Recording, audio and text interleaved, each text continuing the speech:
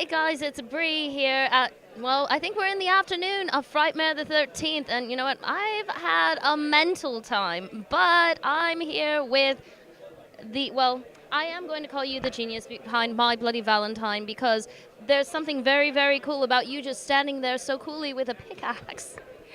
But I'd like to know, is this your first Frightmare and are you having fun? Yes, I am. I was invited to Dallas February the 14th for Stop the Stigma. It's a charity event for suicide prevention and awareness. And Lloyd and Sue were gracious enough to invite me to Frightmare, and my agent Sean Clark hooked me up, and here I am.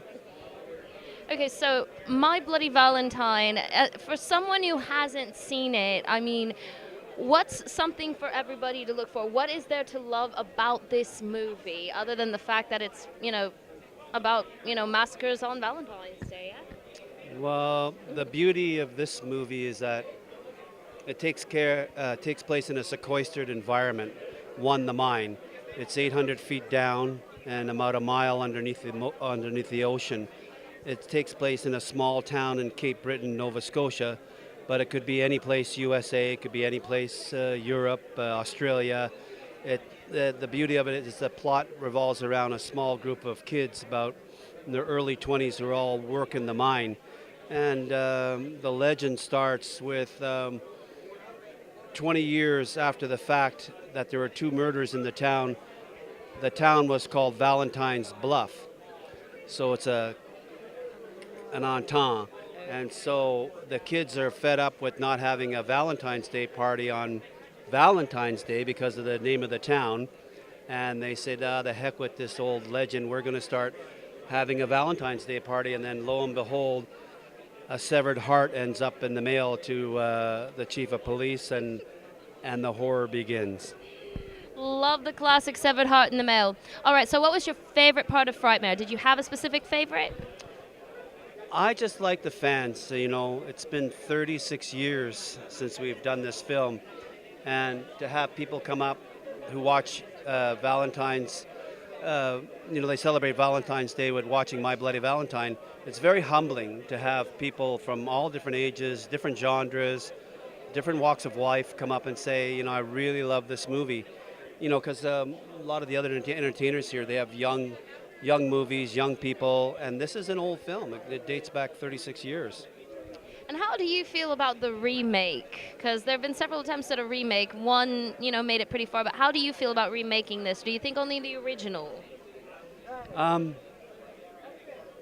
be honest, the remake, beyond the effects, the storyline was quite weak.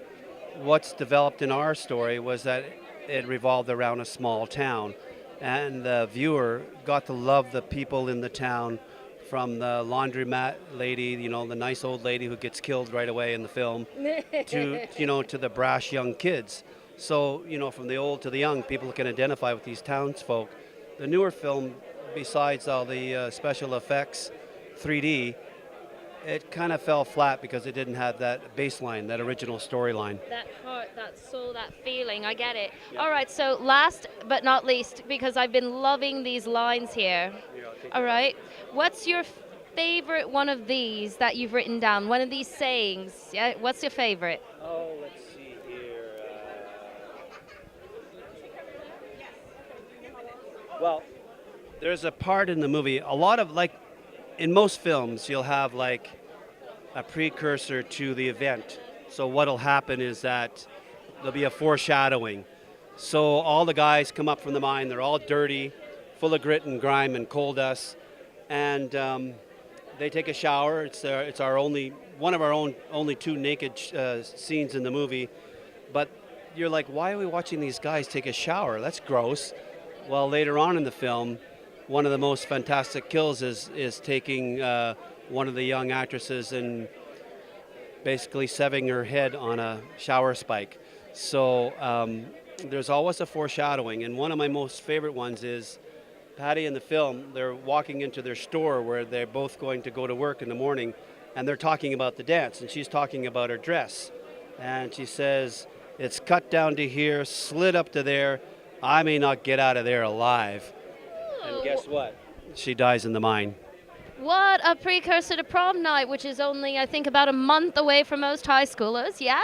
Well, for lack of gratuitous nudity and indiscriminate murder, that's My Bloody Valentine for you.